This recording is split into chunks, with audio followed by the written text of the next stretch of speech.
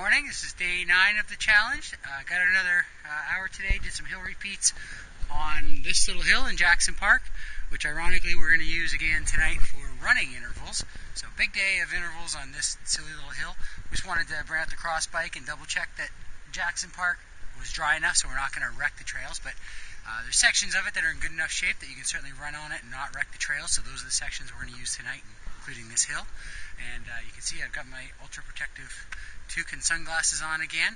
I was thinking a little bit about it, and I think people are misunderstanding what I'm saying about wearing a helmet. Like I'm a helmet advocate in most situations, but in situations like this, I don't see it as all that necessary. I mean, going up and down this hill a few times, my maximum speed, I clocked it, was 12 kilometers an hour, and I run faster than that. Well, most of the time anyway. Should insert your own joke there. And I thought about it for canoeing and paddling, for those paddlers out there. I paddle quite a bit. I do white water and I do flat water.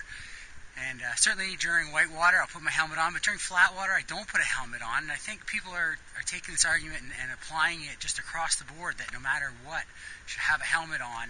And they're not necessarily thinking of it critically, like wearing a helmet on a canoe trip day in, day out, because it's safer. You're absolutely right, but I don't think it's necessary.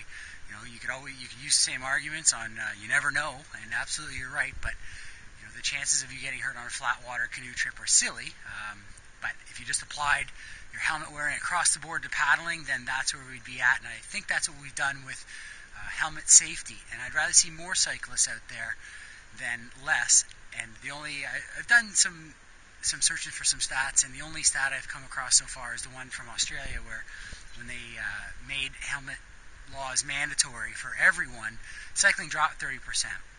And certainly in the Netherlands, everyone rides a bike, and no one wears a helmet.